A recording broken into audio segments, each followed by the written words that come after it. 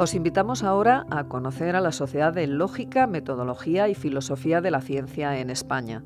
Según su página web, esta sociedad es una asociación sin ánimo de lucro, cuyos fines son el fomento, la divulgación y la promoción de los estudios e investigaciones en lógica, metodología de la ciencia, filosofía de la ciencia y sus disciplinas afines, así como la interrelación con los diferentes especialistas y sociedades e instituciones científicas nacionales e internacionales interesadas en estos campos científicos. Pero para explicarnos con más detalle todos estos fines, contamos con la ayuda de David Teira Serrano, que es profesor de Filosofía en la UNED, donde dirige precisamente el Departamento de Lógica y Filosofía de la Ciencia, y con tres invitados que él mismo nos presenta a continuación.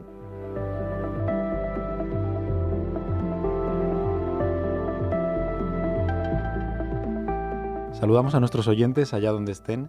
Soy David Teira del Departamento de Lógica, Historia y Filosofía de la Ciencia. Hoy vamos a hablar de Lógica, Historia y Filosofía de la Ciencia y en particular de la Sociedad de Lógica, Metodología y Filosofía de la Ciencia en España, que acaba de celebrar su 9º Congreso en Madrid, que es también el de su 25º aniversario. Así que para celebrar la efemérides tenemos aquí en primer lugar a su nueva presidenta, Cristina Corredor. Hola, Cristina. Hola, ¿qué tal? Cristina Corredor es profesora de Filosofía del Lenguaje en la Universidad de Valladolid, una de nuestras grandes especialistas en pragmática y argumentación, y desde ayer, para nuestros oyentes nunca sabremos cuándo es ayer, nueva presidenta de la sociedad. Tenemos también a Javier González de Prado, un epistemólogo de la Universidad Nova de Lisboa y que pronto estará también por Madrid. Hola, Javier. Hola. Y a Cristian Saborido, compañero mío del Departamento de Lógica de la UNED y filósofo de la biología. Cristian, ¿cómo estás? Hola, muy bien. Muchas gracias, David. Cristian y Javier han sido los organizadores del Congreso y con organizadores y presidenta de la sociedad lo que pretendemos es dar a conocer a nuestros oyentes cuál es su misión. Así que tengo que empezar por preguntarle a Cristina qué es esta sociedad. Bueno, la Sociedad de Lógica, Metodología y Filosofía de la Ciencia en España es una sociedad académica y científica que está integrada por profesores y profesoras, investigadores e investigadoras que trabajan conjuntamente en esa área de conocimiento. La sociedad surgió a partir de una idea de un grupo de profesores y profesoras que en un congreso que en ese momento se dedicaba a un homenaje a dos grandes figuras de este campo, que son Carnap y Reichenbach, decidieron impulsar la idea y después en 1993 es cuando tuvo lugar por primera vez una asamblea constituyente en el marco de un nuevo congreso. Ese congreso se organizó conjuntamente en la Universidad Complutense de Madrid y en la UNED, y de hecho esa asamblea constituyente tuvo lugar precisamente en la sala de actos del edificio de Humanidades de la UNED. Que es donde estos días hemos estado celebrando el Congreso, así que estamos de enhorabuena de que la sociedad vuelva a casa. Cristian, como organizador principal de este Congreso, quería preguntarte qué es lo que ha sido este Congreso, qué es lo que nos hemos encontrado en él. Pues este congreso es la reunión científica más importante que tenemos los especialistas y investigadores, estudiantes, profesores que nos dedicamos a la filosofía de la ciencia. Lo que hemos tenido en este congreso han sido más de 180 ponencias divididas en diferentes secciones temáticas, 6 sesiones paralelas y además unas conferencias plenarias que se llaman conferencias Lulius, que desde hace ya 2 ediciones celebra el congreso y que en esta edición ha venido a cargo de la prestigiosa profesora británica Nancy Cartwright. Javier, ¿concuerdas con la valoración de nuestro anfitrión principal? Sí, yo también querría añadir que pese a ser el Congreso de la Sociedad Española de Lógica y Filosofía de la Ciencia, también tiene un ámbito internacional. Un alto porcentaje de las ponencias y de las contribuciones han sido de investigadores del ámbito extranjero. El Congreso cumple una función doble de, por un lado, permitir a los investigadores del ámbito estatal dar a conocer su trabajo y, a su vez, crear redes e interacciones con investigadores de otras procedencias. O sea, este es el tipo de eventos que celebra la sociedad, pero tenemos que saber qué más hace la sociedad y, en particular, qué quiere hacer su nueva presidenta con ella. Cristina, ¿cuál es tu programa? Es una pregunta que me agrada, porque me permite explicar no solo qué hace la sociedad, sino qué queremos impulsar. En realidad la sociedad tiene una trayectoria muy buena, hay que decir. Tiene ya prestigio, tiene un trabajo consolidado y efectivamente, como señalaba Javier, es capaz de atraer aquí a investigadores e investigadoras de muchos sitios del mundo. En su definición, en su mandato, digamos, La sociedad tiene que fomentar los estudios y la investigación, tiene que facilitar el encuentro y el intercambio entre especialistas de nuestra área de conocimiento y además tiene que fomentar la interrelación con otras sociedades, ya sea en el ámbito estatal o ya sea en el ámbito europeo o internacional. Dentro de este mandato, por decirlo así, la sociedad ya ha estado organizando una serie de actividades que desde luego queremos continuar manteniendo. Por ejemplo, este Congreso Internacional, este Congreso Estatal, que además atrae a investigadores e investigadoras internacionales.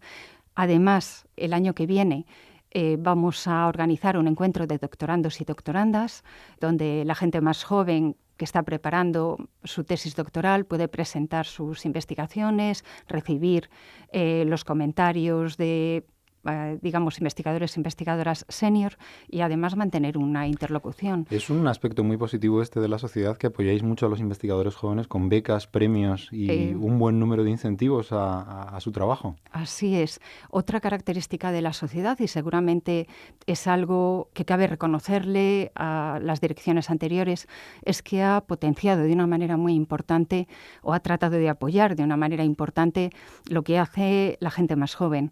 Para ello, pues cuenta con ayudas en forma de bolsas de viaje, cuenta con premios para trabajos de fin de máster. En este congreso se han dado también 2 premios a las 2 mejores comunicaciones y desde luego pensamos continuar en esa línea. Así que a nuestros jóvenes doctorandos hay que decirles además que no es caro apuntarse, ¿verdad? No es caro apuntarse en el congreso y no es caro asociarse a la sociedad y desde luego vale la pena porque digamos que se ingresa en una pequeña comunidad, desde luego de especialistas, donde se mantiene un intercambio de comunicación fluido y se tiene la oportunidad de participar en actividades muy interesantes. ¿Y qué nuevas iniciativas querrías poner en marcha?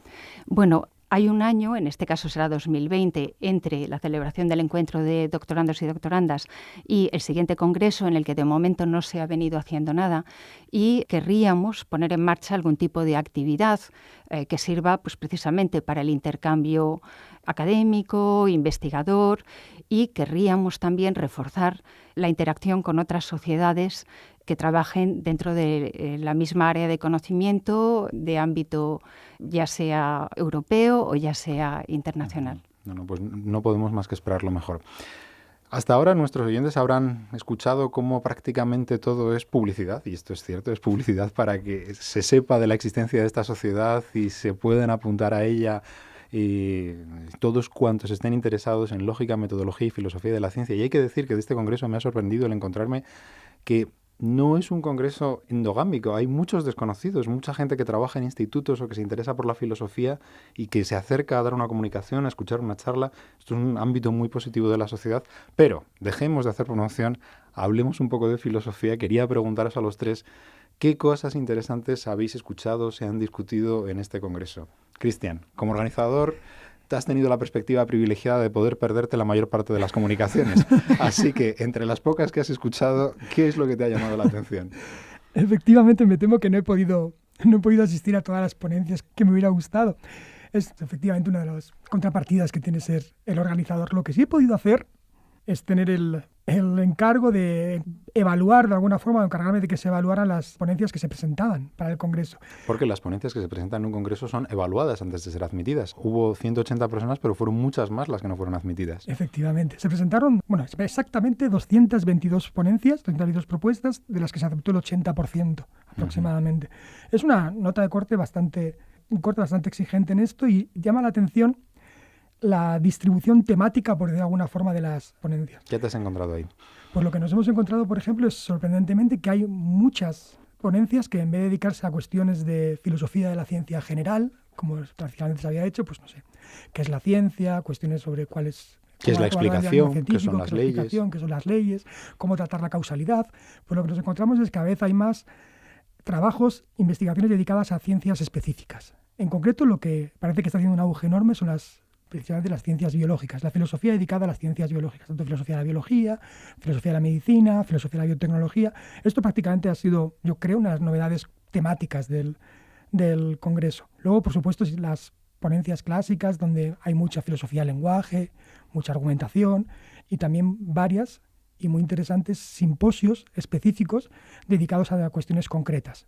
Los simposios son, de alguna forma, sesiones dedicadas a un tema concreto en el que varios especialistas abordan el mismo tema desde perspectivas distintas, planteando conversaciones y discusiones que prometen ser fructíferas. En este caso ha habido 9 y han tenido mucho éxito. Un organizador no puede dejar de decirlo. Mucho éxito. Mucho éxito. Javier, como coorganizador, pero epistemólogo, es decir, con otra perspectiva, ¿qué han sido, a tu juicio, los puntos de vista más interesantes del Congreso? ¿Qué temas o ideas te han llamado la atención? Bueno, una primera cosa que querría mencionar, que ya ha mencionado antes Cristina, es la participación de muchos investigadores jóvenes, por un lado. Y en cuanto a cuestiones temáticas, quizás lo que destacaría es algo que se podría llamar el giro social o político de la filosofía de la ciencia, la epistemología, la filosofía del lenguaje. ¿Y qué giro social es este? Pues esto consiste en que estas disciplinas que en el pasado a veces se centraban en cuestiones más abstractas, más formales de cómo funciona la ciencia, cómo funciona el lenguaje, sin considerar tanto sus aplicaciones o sus dimensiones sociales que afectan a nuestra vida del día a día. Pues ahora esto está cambiando y cada vez es más frecuente encontrarse con perspectivas desde la filosofía de la ciencia, la epistemología, la filosofía del lenguaje, que hacen un énfasis en la dimensión social y política de los fenómenos lingüísticos y científicos. Ponme un ejemplo, que nuestros oyentes seguro se lo están preguntando. Por ejemplo, un simposio en el que tú mismo has participado sobre... No, autopromoción no, ponme otro ejemplo. Bueno, pero este simposio sobre regulación de los mercados farmacéuticos o de alimentos, en el que se discutían cuestiones de qué tipo de criterios científicos o de otro tipo se usan o se aplican para decidir qué alimentos, qué fármacos son admisibles, se permite su venta o no. Otro ejemplo es las propias conferencias Luyos de la profesora Nancy Cartwright, que se han centrado en el papel social y político de la ciencia y cómo podemos utilizar las herramientas científicas para tomar decisiones políticas, para evaluar qué tipo de políticas públicas o qué tipo de cuáles son los efectos sociales de ciertas políticas y cómo implementarlas. Muy bien, Cristina, ¿cuál ha sido tu punto de vista intelectual sobre el Congreso? ¿Qué te ha llamado la atención en las sesiones que has podido seguir? Coincido plenamente con Javier y me alegro mucho de que lo haya puesto de manifiesto, porque lo que resulta especialmente interesante en el ámbito de conocimiento en el que yo me muevo, en la subdisciplina en la que me muevo, que es la filosofía del lenguaje, y por extensión la filosofía analítica, es este giro social, político, ético, que está haciendo que los investigadores y las investigadoras, especialmente la gente más joven, presten atención a problemas absolutamente actuales a los que quizá antes no se prestaba tanta atención. Y eso resulta muy interesante. Cuestiones que tienen que ver con lo que ahora se llama la justicia epistémica, cuestiones que tienen que ver con el lenguaje despectivo y el lenguaje del odio, cuestiones que tienen que ver con la propaganda política, de pronto se han convertido en temas de investigación. Me gustaría señalar que, y esto hay que decirlo también en honor de la gente más joven, que cuando se tratan estos temas no se hace superficialmente, sino que por el contrario se incorporan las herramientas más exigentes de la metodología analítica y de la filosófica para tratar precisamente de hacer aportaciones sustantivas en estos terrenos. Y eso me parece muy importante. Cristina, tú además has tenido una perspectiva privilegiada sobre la evolución de la filosofía de la ciencia y la filosofía analítica en nuestro país, porque has sido durante años editora de Teoría, una de las principales revistas de la especialidad. Esta evolución que Cristian ha constatado es una tendencia que va más allá del Congreso y que se ve en el conjunto del debate filosófico en nuestro país y más allá de nuestras fronteras. Ha sido un gran privilegio y una experiencia excelente formar parte del Comité Editorial de Teoría y compartir la pertenencia al comité contigo, David. Esto es sin duda autopromoción, me están avergonzando mis invitados. Ha sido no solo estupendo, sino contar con tu ayuda imprescindible. Sí que se constata este interés por cuestiones que antes no estaban centrando, digamos, la atención de la investigación, y se constata también una segunda tendencia que seguramente va unida a esta, y es que los estudios tienden a ser cada vez más multidisciplinares. Y cuando digo multidisciplinares no me refiero solo a cuestión de que la filosofía tenga que tener en cuenta las ciencias particulares, cosa que en nuestra tradición siempre se ha hecho, sino que diversas subdisciplinas que parecían trabajar con una cierta a veces falta de comunicación entre sí, de pronto se encuentran teniendo que colaborar de alguna manera.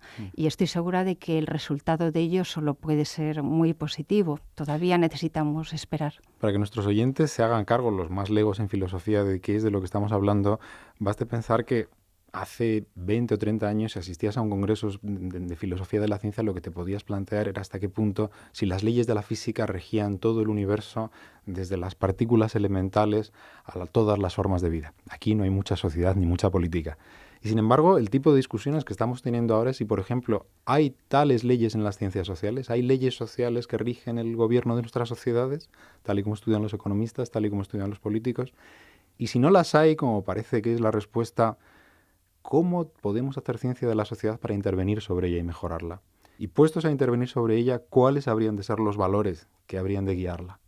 Es decir, ¿de qué concepción del bienestar público es la que la ciencia ha de servir? ¿Sirve esto como explicación? ¿Me lo aceptáis? Sí. Y si me lo aceptáis, entonces, Cristian, ¿cuáles dirías que han sido las posiciones que en el Congreso más te han llamado la atención a este respecto? ¿La filosofía de la ciencia se ha vuelto de izquierdas, de derechas, puestos a ser políticas? ¿Qué tipo de política hay en la filosofía de la biología, por ejemplo? Es una pregunta difícil, mucho. No sé, seguramente la respuesta requeriría mucho tiempo y muchos programas de radio, porque tal y como ha dicho Javier antes, es verdad que este giro social de la filosofía de la ciencia precisamente está muy unido a la idea de un carácter normativo de filosofía de la ciencia de izquierdas o filosofía de la ciencia de derechas, o posturas que dicen que en realidad la ciencia debe trabajar de alguna forma independiente, sin injerencias externas, otras posturas que defienden exactamente lo contrario, que los gobiernos o las autoridades tienen que tener un control más férreo sobre aquello de lo que investigan los científicos. Sea como fuera, la impresión que tengo yo, por lo menos en biología y seguramente en filosofía de la ciencia en general, es que se ha perdido cierto carácter naif, un tanto ingenuo, que consideraba que la ciencia era una especie de búsqueda pura de la verdad absoluta, y cada vez hay más filósofos, sobre todo filósofos jóvenes, como ha dicho Cristina, interesadas en ver cómo el contexto social, todas las influencias culturales, ideológicas, políticas que nos rodean, afecta directamente a esta búsqueda de la verdad, que en ocasiones no es tan pura. Las tendencias que se han visto en el Congreso, y avisando ya de que lamentablemente no he podido asistir todo lo que yo hubiera querido, son muy diversas, mucho. Ha habido posturas que podríamos considerar más de izquierdas o más de derechas, pero la impresión que yo tengo es que hay una cierta preocupación por hacer a la filosofía de la ciencia más social, más relevante socialmente. Porque lo que veo en realidad es que me estás diciendo que este ha sido un congreso pluralista, es decir, que ha habido un giro, pero que en realidad no hay un consenso, sino que realmente nos estamos peleando sobre la forma en la que la filosofía de la ciencia debiera representar la ciencia. Bueno, David, pero eso es la característica típica de la filosofía. Es justamente esta la característica típica de la filosofía. ¿En epistemología se observa algo parecido, Javier? Sí, en epistemología ahora mismo yo diría que la tendencia dominante es lo que se llama epistemología social, que precisamente es la epistemología con énfasis en cuestiones sociales. Yo no creo que lo que ocurra sea tanto que los investigadores pongan su trabajo y sus teorías al servicio de una ideología concreta, o de su ideología, aunque seguro que cada investigador tendrá su punto de vista ideológico, sino que se usa la investigación filosófica para hacernos conscientes de injusticias o prácticas de discriminación que pueden existir en nuestro uso del lenguaje, en nuestras prácticas científicas, en nuestras prácticas de atribuir justificación o conocimiento a diferentes individuos. La idea de estos nuevos enfoques es ser conscientes de que nuestro uso del lenguaje, nuestras prácticas de investigación científicas no son neutras, sino que reflejan y refuerzan unos ciertos valores, una ideología, y una vez que tenemos esto claro, pues bueno, es parte del debate público cómo podemos modificar estas prácticas para si es que queremos modificarlas. Bueno, claro, exacto. Una vez que sepamos qué tipo de valores y tipo de ideologías están detrás de esas prácticas, ver si queremos modificarlas o no. ¿Y en el simposio de argumentación en el que has participado, Cristina, has observado un giro parecido? En el ámbito de la argumentación siempre ha habido, podría decir, este interés. Digamos que en cierta manera, cuando se habla de argumentación, se está hablando del modo en que argumentamos en distintos contextos, ya sea de conocimiento o ya sea de actividad pública y corriente. Sí que es verdad que a los grandes enfoques tradicionales de estudio de la argumentación se está sumando ahora, y esto es mucho más reciente, un interés por lo que se llama la argumentación en contextos sociales e institucionales. ¿Cuáles son los contextos clásicos originales y cuál es la diferencia Claro. respecto a este nuevo? Perdóname que te lo pregunte, No, pero te lo debo preguntar. Es una buena pregunta. En realidad los tres enfoques responden a tres maneras de entender la argumentación. Uno sería el enfoque lógico, el otro sería el dialéctico, y tenemos también una larga tradición filosófica en ello, y finalmente estaría la aproximación retórica, que tiene en cuenta, digamos, para qué se usa o qué efecto tiene la argumentación. Nunca se había abordado, hasta muy recientemente, la atención a la argumentación desde el punto de vista de qué la caracteriza en el ámbito público, por decirlo así. Y esto me parece un terreno prometedor para lo que podamos contribuir desde la filosofía. ¿Y qué sería lo que la caracteriza en el ámbito público, si te lo puedo preguntar? Quizá, por un lado, obliga a tener en cuenta determinadas constricciones sociales e institucionales. Por ejemplo, la deliberación que tiene lugar en un parlamento está muy condicionada por determinadas reglas de juego que están prefijadas. O en determinados ámbitos sociales, la calidad del debate tiene que ver también con que todas las personas que se van a ver afectadas después por la decisión que se tome efectivamente hayan podido participar o no, sus necesidades, sus intereses, si hayan podido tener en cuenta o no. No es solo una cuestión de cuál es la lógica de la argumentación, ni solo una cuestión de qué efecto efectivamente tiene. Y una cosa que puede que nuestros oyentes se estén preguntando es, ¿pero no están hablando desde todas estas perspectivas de lo mismo? Es decir, entre la epistemología y la teoría de la argumentación, ¿cuál sería la diferencia a este respecto, Javier? Bueno, yo creo que precisamente lo que está ocurriendo es que se están acercando estas disciplinas. La epistemología tradicional se centraba en un individuo aislado y en cómo adquiría conocimiento sobre el mundo, mientras que ahora el foco se pone en individuos en contextos sociales, en contextos de interacción con otros individuos, cómo intercambian información, cómo argumentan. El contexto clásico es el pienso, luego existo. Exacto. Yo solito.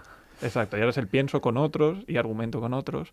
Y esto pues acerca distintas subdisciplinas de la filosofía que antes estaban más aisladas. Sin embargo, en filosofía de la ciencia no observamos algo parecido, o al menos no parece que sea el caso de la filosofía de la biología, ¿no, Cristian? Es decir, la discusión sobre la ciencia parece mucho más centrada en problemas que emergen dentro de las propias ciencias y no problemas tan transversales como los de la epistemología o la teoría de la argumentación.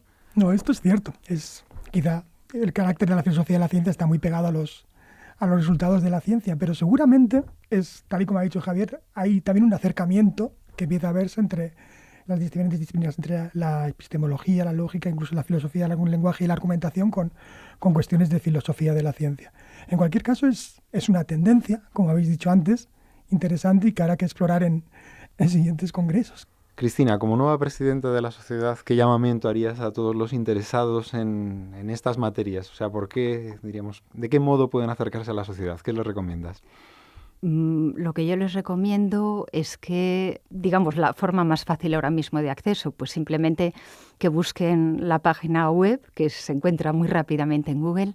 Y, Solofici, busquen Solofici en Google, ahí sale. Ahí sale, que vean el tipo de actividades, el tipo de cosas que hay. Y parte de lo que pueden encontrar son los boletines que se van publicando regularmente. Tienen la lista de distribución para enviar cualquier información que consideren que es pertinente, que es de interés para el conjunto de personas que trabajan sobre los mismos temas o simplemente que tienen interés en ellos. Y tienen también una dirección de contacto en caso de que tuvieran interés en asociarse o en saber algo más de la sociedad o del contenido que se trabaja en el área de conocimiento.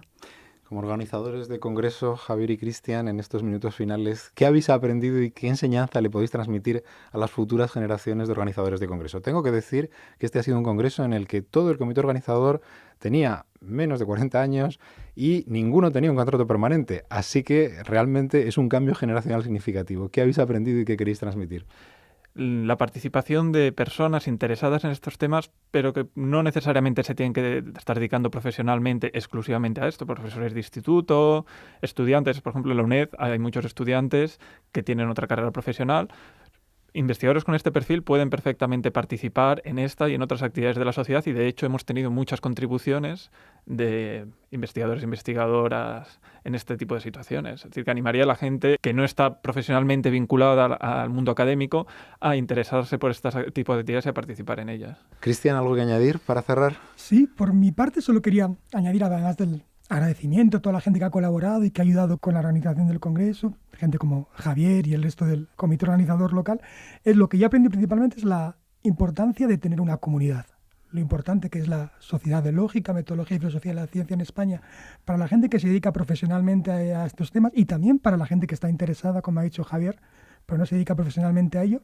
Lo importante que es que espacios como este Congreso existan para crear esta comunidad, para tener sitios seguros, lugares de discusión y de encuentro, para hacer avanzar una disciplina que tiene muy, muy buena salud en España, como se ha demostrado aquí, que realmente le espera un futuro prometedor. De manos de la sociedad y su nueva presidenta, Cristina. Pues como director del Departamento de Lógica y Filosofía de la Ciencia, tengo que agradecer a Cristian Saborido, Javier González de Prado, como comité organizador, su inmenso esfuerzo en que este congreso sea un éxito. Tengo que agradecer a la sociedad, representada aquí por su presidenta, Cristina Corredor, la confianza que han otorgado en nosotros y el gran trabajo que han hecho. Por supuesto, no hemos mencionado a Concha. Concha, te hemos olvidado, pero no ha sido a propósito. Sí, me gustaría decir que he recogido el testigo de Concha Martínez, que es profesora en la Universidad de Santiago, que ha hecho un trabajo excelente junto con su equipo excelente también y que espero poder estar al menos a la misma altura. Concepción Martínez Vidal de la Universidad de Santiago de Compostela, a quien se debió en primer lugar esta iniciativa. A Concha, Javier, Cristian y a Cristina les agradecemos muchísimo su diálogo. Esperemos que nuestros oyentes se hayan interesado por esta sociedad y basta buscar en la red Solofici y encontrarán Facebook, Twitter, una página web y a partir de ahí podrán seguir en contacto con este mundo. Muchísimas gracias a nuestros oyentes y a nuestros invitados esta noche. Muchas gracias. Muchas gracias, David.